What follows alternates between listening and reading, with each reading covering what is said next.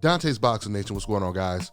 So Canelo Alvarez world and the boxing world has been turned upside down with this lopsided loss that Canelo Alvarez just suffered this past weekend. Canelo Alvarez, he is really devastated. He's really crushed from this loss. Matter of fact, after the fight, he said, "My heart hurts." Well, unfortunately for Canelo Alvarez, his heart is going to be hurting a lot more because he is in the worst position that he's ever been in his entire career right now. Why do I say that? Not just because he lost to Bivol. That's part of it, of course. But it is the options that he now has after losing to Bivol.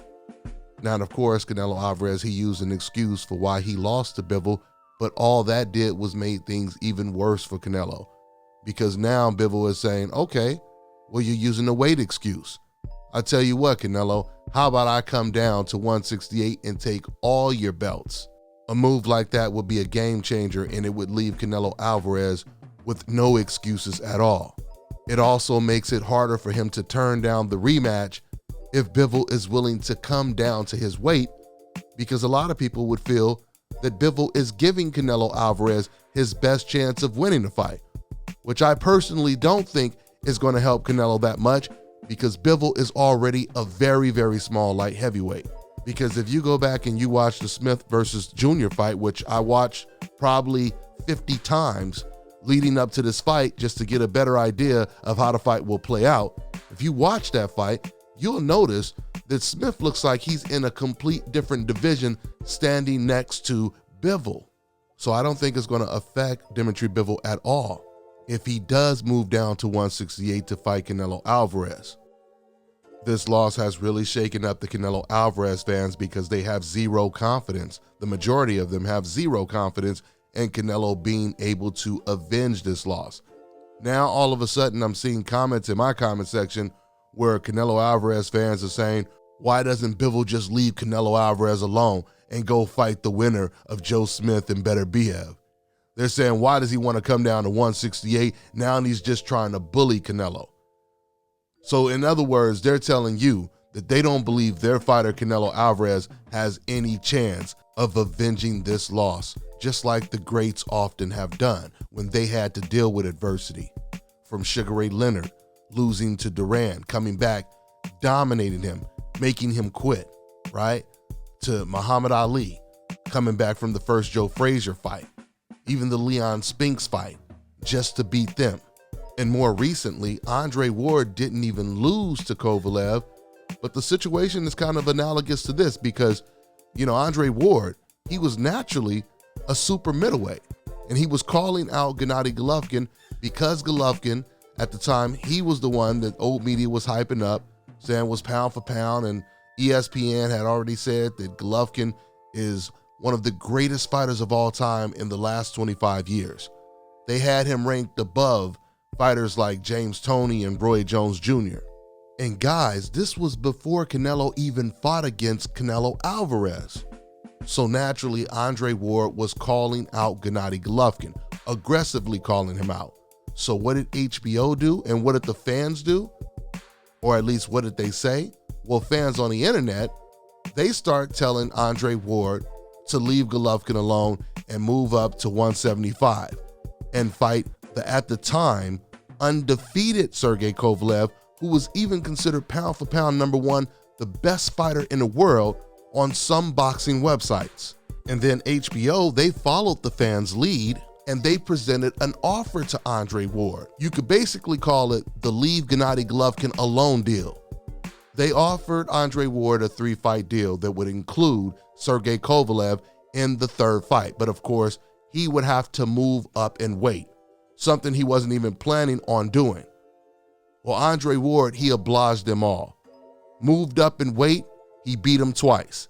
Because the first fight was extremely close, Andre Ward, he said, we can run it back. Andre didn't even have to run it back, but he ran it back and he stopped Kovalev in the rematch.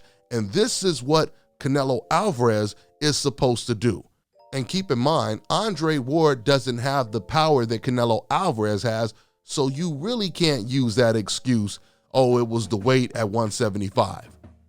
Because if Andre Ward can go out of his comfort zone, which that's really going out of your comfort zone, when a network damn near forces you to move up to a higher weight class just to protect Gennady Golovkin.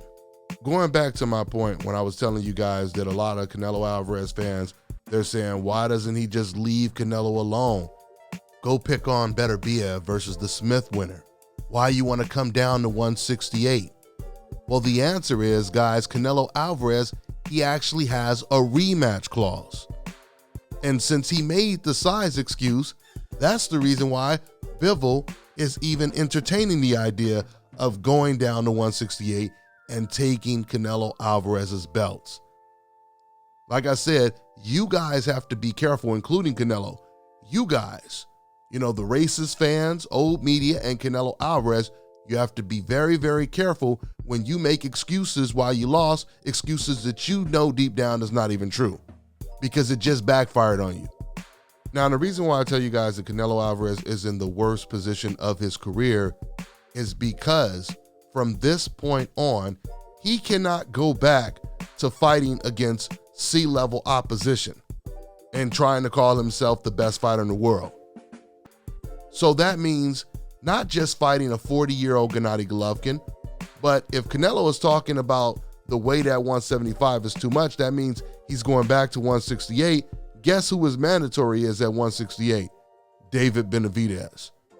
And guess who his mandatory is going to be when it comes to the WBA? David Morrell. David Morrell, guys, is the new boogeyman at 168. David Morrell is now calling out David Benavidez. He's a Cuban fighter. He's a southpaw. This man can do it all. He can fight on the inside. He can fight on the outside. Extremely slick. Speed, power. He can fight at a distance with long arms. He is a major problem. And I had already told you guys before Canelo lost to Bivol that I truly believe out of all of the fighters, I'm talking about David Benavidez, Charlo, Andrade, I truly believe that David Morrell is the one fighter that beats Canelo Alvarez hands down. I believe Andrade gets the job done as well. I just feel that David Morrell, being at 168, being the younger, fresher fighter, and as versatile as he is, he would be a bigger problem for Canelo than even Bivol. So where does Canelo Alvarez go from here? Canelo may feel the safest route is to avoid the Bivol fight and just take on the 40-year-old Gennady Golovkin. That's not even a guaranteed win in that fight. Gennady Golovkin's confidence is going to be through the roof after watching that Bivol fight. But let's just say hypothetically Canelo Alvarez, he cruises right by Gennady Golovkin. Where would he go from there? Because I can tell you guys right now, networks are not going to pay for Golovkin to fight against tomato cans. Just like they refused to pay for the, the Macaboo guy, right?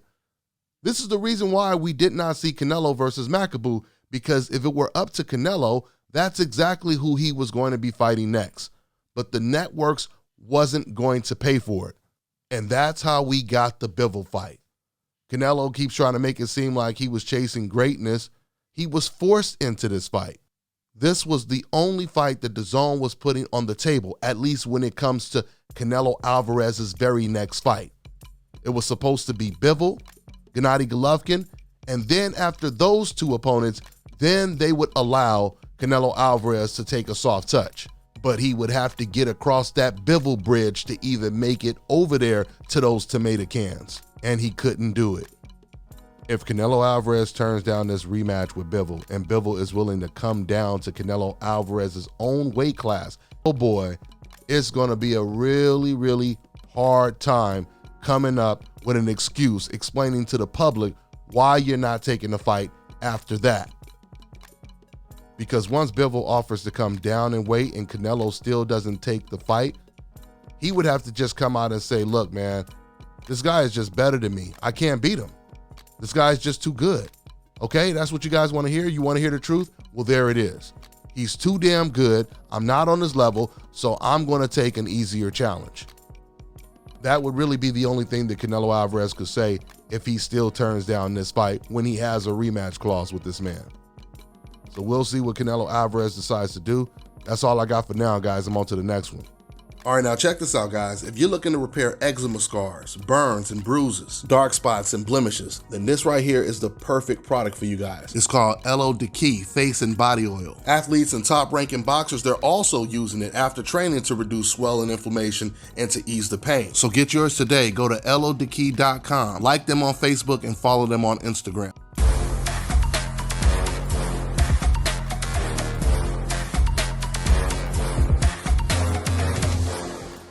My name is Chris, and I'm all the way here from Anchorage, Alaska at Scalp Carolinas, and I'm here for my second treatment of SMP.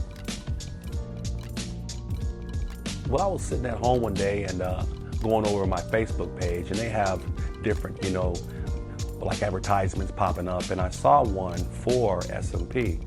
And I saw some pictures of some guys, a before and after, and I was looking at that, and it caught my attention. So I Googled it. SMP, nothing showed up in my area. So, I did a little more research, and all of a sudden, Scalp Carolinas popped up in the web browser. So I started watching his videos and seeing all the reaction from all the other people. We talked on the phone, we made appointments and everything. I sent him pictures, and he looked at them, and I was like, "Can you fix this?" And, he pretty much said, "No problem." My first session, he made me feel extremely comfortable. It was almost like I was talking to family. He started, and during the whole treatment, we talked and, about our families and our life, and, and things that he does and things that I do. Before I know it, the first session was over. When you see someone doing something that they love, as much as I see Enoch Glover love what he does, it shows in his work. I wouldn't point anyone in any other direction but here to North Carolina, Scalp Carolinas, to get this done.